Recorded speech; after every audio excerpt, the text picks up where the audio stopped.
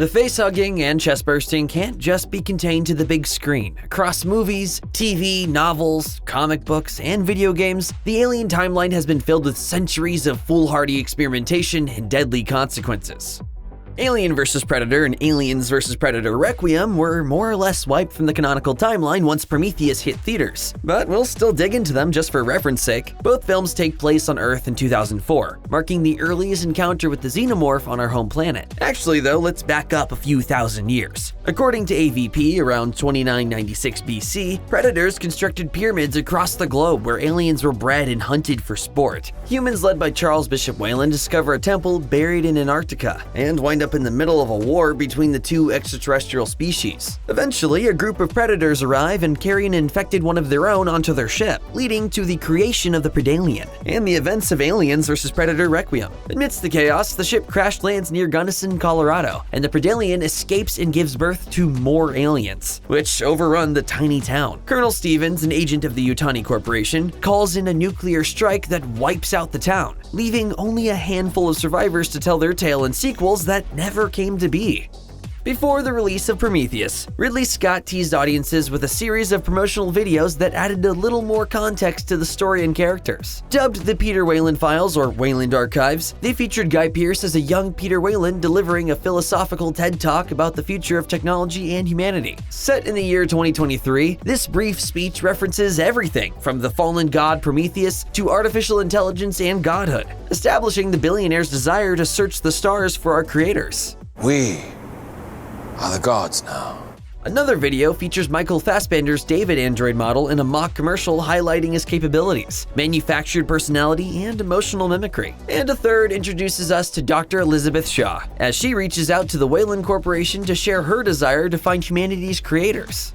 Technically, the start of the Alien saga really began billions of years ago, when an engineer drank mysterious black goo that led to the creation of humanity, as seen at the beginning of Prometheus. Flash forward to 2089 when Dr. Elizabeth Shaw and a team of archaeologists discover an ancient cave on the Isle of Skye, with coordinates that guide them to the engineers. Somewhere between this moment and the start of Prometheus in 2093, Shaw sends her message to the Wayland Corporation and joins the Prometheus expedition. Shaw and her ill-fated crew discover an engineer ship on the moon LV-223, along with a substantial arsenal of black goo that appears to have been created to wipe out humanity. A struggle commences, leaving everyone except Shaw and the android David dead. They board another engineer ship and fly off into space, seemingly intent on locating the engineer home world. My name is Elizabeth Shaw, last survivor of the Prometheus, and I'm still searching. Prometheus also features an early xenomorph, known as the Deacon, created after Shaw's alien baby sucks face with an engineer. Presumably, the engineers designed the aliens as bioweapons.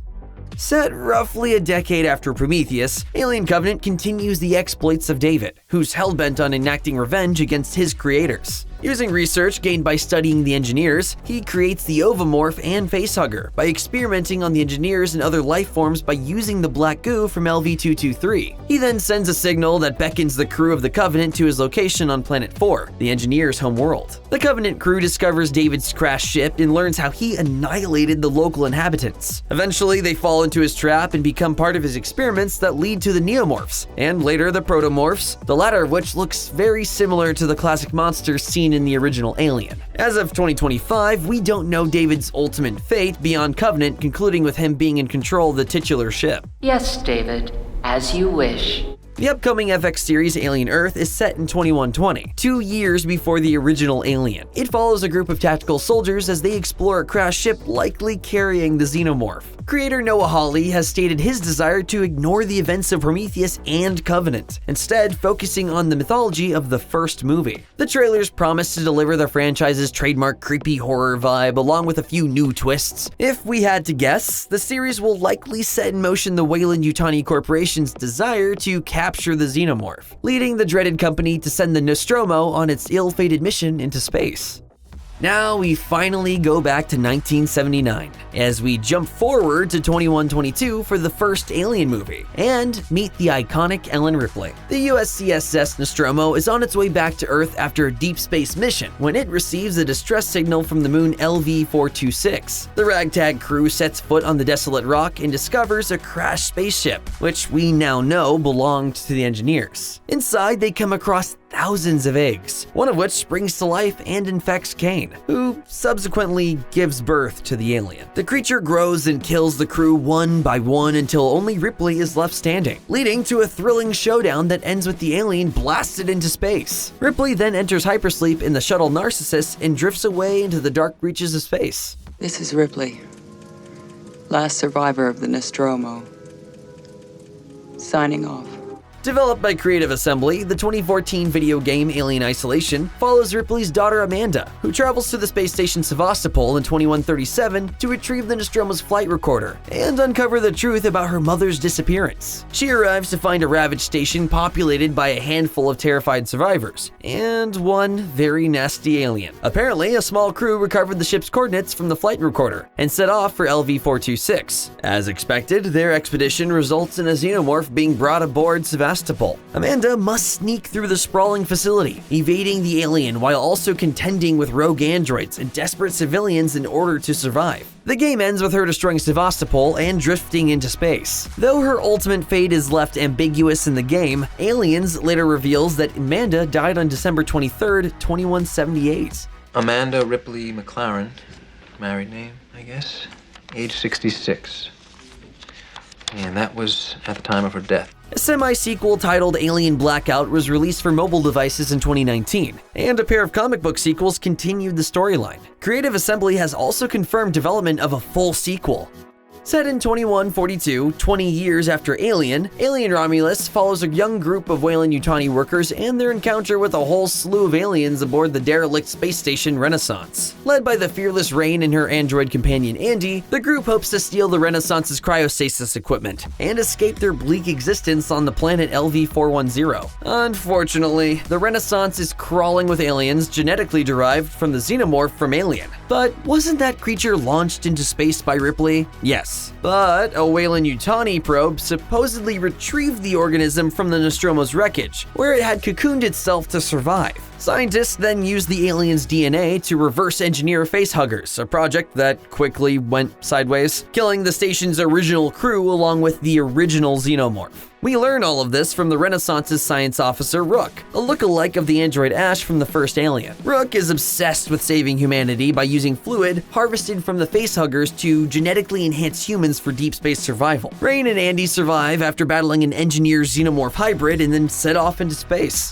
Whatever comes, I'll face it. Now we get to the Shadow Archive, a trilogy of books loosely tied together. First up is Alien Out of the Shadows. Set around 2159, roughly 37 years after the events of Alien, a mining vessel called the DSMO Marion is orbiting the planet LV-178 when it experiences a xenomorph outbreak that cripples the ship and knocks it out of orbit. The surviving crew, including Chris Hooper, sends out a distress signal that's intercepted by the Narcissus. Ripley is awakened and must help her newfound allies escape the Marion before it crashes into the planet, all while dealing with a dangerous complication: Ash's consciousness, preserved as an AI fragment within the Narcissus. In the end, Ripley is knocked unconscious. Hooper, fearing the psychological damage this second encounter might cause her, erases her memory and places her back into hypersleep. Meanwhile, Alien River of Pain chronicles the fall of Hadley's Hope, the ill-fated colony established on LV-426. The story follows Rebecca Newt Jordan and her family after Carter Burke orders colonists to investigate the derelict spacecraft from Alien. This leads to the first facehugger infection and a full-blown alien outbreak. As the colony descends into chaos, Newt is left to fend for herself. This novel ends where Aliens begins, with the Colonial Marines being dispatched to Hadley's Hope.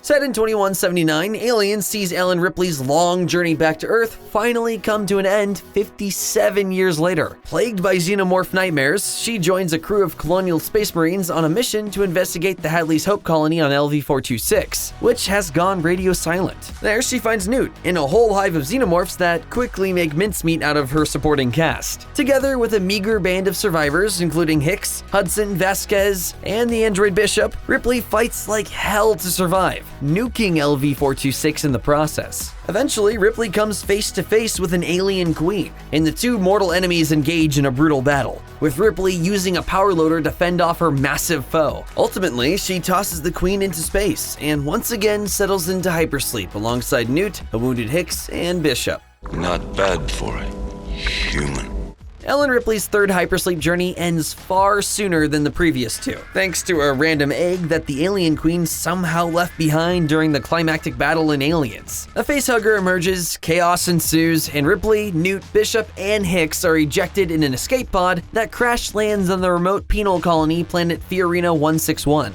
Alien 3 drags the franchise into bleak, nihilistic territory. Fan-favorite characters Hicks and Newt are killed off-screen during the opening credits, leaving Ripley once again facing the alien threat, along with a group of violent prisoners. Where are the others? They didn't make it. What? They didn't survive.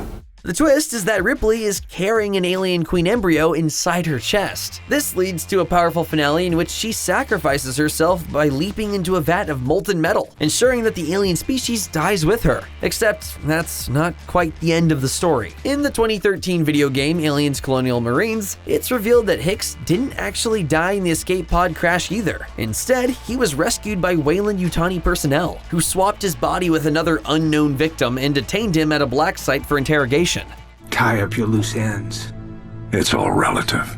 The next 7 years are quite eventful in the Alien universe. During this era, Michael Bishop repairs the synthetic Bishop, upgrading him with a stronger body that allows him to continue fighting xenomorphs alongside a contingent of colonial marines, as chronicled in the novel Aliens Bishop. A few years later, in the 2184 set Alien into Charybdis, a war breaks out after a group of American engineers arrives at an Iranian-run facility on LV-991, inadvertently triggering a xenomorph outbreak tied to secret Wayland-Yutani experiments. These events carry over into Alien Colony War, which takes place in 2186, and introduce characters such as Shai Hunt and her sister Cher. The story explores the far-reaching implications of Wayland-Yutani's dangerous experimentation on the alien species that invariably leads to dire consequences. Also set in 2186, Alien Inferno's Fall depicts colonists on the mining planet Shanmen transforming into xenomorph-like creatures after exposure to a mysterious black rain. This catastrophe prompts an elite team known as the Jackals to intervene and search for survivors. Alien Enemy of My Enemy continues the story into 2187, focusing primarily on the political aftermath of the events in Inferno's Fall.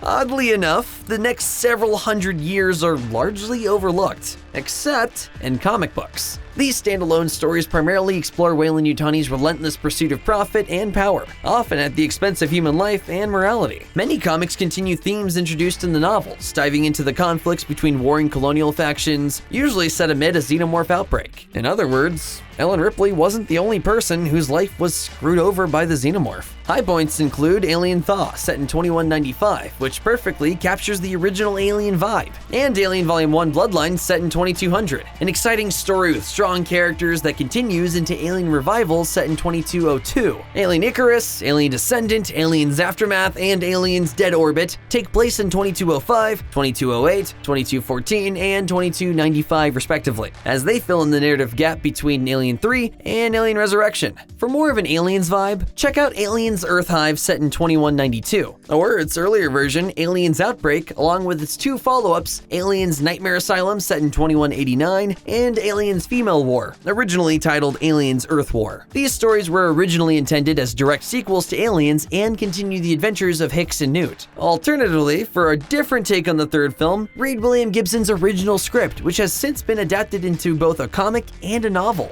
William Gibson is a really good writer. There's no doubt about it. Gamers in need of a xenomorph fix can jump into the 2198 set Aliens Dark Descent, which picks up 19 years after the original Alien Trilogy. It follows colonial marines as they try to stymie an outbreak on the moon Lethe that was triggered by the dangerous Darwin-era cult. Led by Sergeant Jonas Harper, the squad chases down the cult's leader, a rogue Wayland-Yutani scientist named Joseph Marlowe, and deals with everything from telepathic daughters to an ancient alien city. Like all good alien stories, our heroes nuke the site from orbit and head off into deep space. Aliens Fireteam Elite, a solid survival horror experience set in 2202, similarly features a squad of colonial marines battling xenomorphs across multiple worlds. The mission begins on the orbital refinery station Katanga, where Wayland Yutani foolishly experimented with alien eggs and a mutagen called the pathogen. The squad must stop a rogue AI from launching an engineer ship loaded with the pathogen to Earth, all while fighting through wave after wave of xenomorphs in a variety of terrifying locations. Backing up slightly, the VR game Alien Rogue Incursion, set in 2140, places gamers in the shoes of Zula Hendricks, an ex-colonial marine fighting to survive an alien infestation on the remote mining planet Perdan. The first part of a two-part story, Zula kills an alien queen, only to be attacked by a synthetic, leaving her fate undetermined.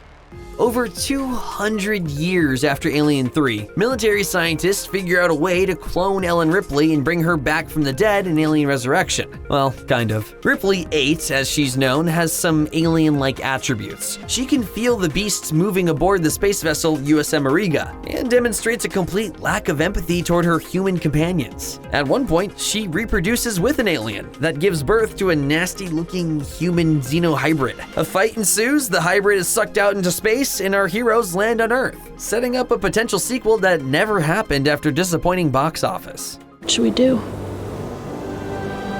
I don't know. I'm a stranger here myself.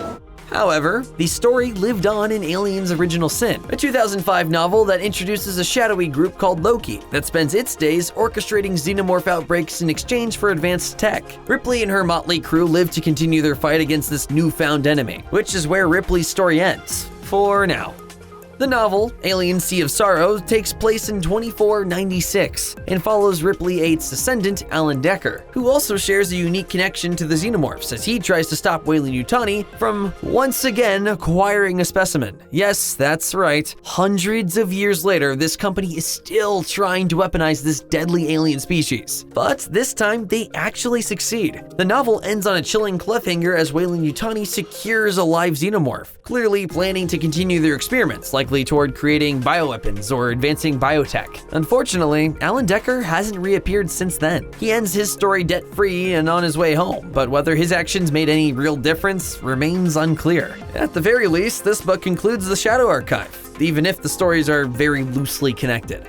The novel, Aliens Phalanx, set in roughly 2500, remains a crucial piece of lore for the alien fandom, as we finally see humanity figure out how to push back against the xenomorphs. The story's heroes, Ahalia, Brandon, and Kreen, are inhabitants of the planet Atagena, which is stuck in a feudalistic state. They spend their days fighting off demons, aka xenomorphs, which dwell in nearby Black Smoke Mountain. Ahalia's people have battled these monsters for generations, passing down knowledge of their existence through myth and oral tradition. As the conflict grows deadlier, the trio meets Zachariah, a synthetic who reveals that a colony ship carrying xenomorphs crash-landed on Atagena approximately 300 years earlier, roughly around the end of the original Alien trilogy. Ahalia eventually discovers a way to thwart a xenomorph outbreak using a natural substance that destroys embryos and can be turned into paste capable of killing full-grown aliens.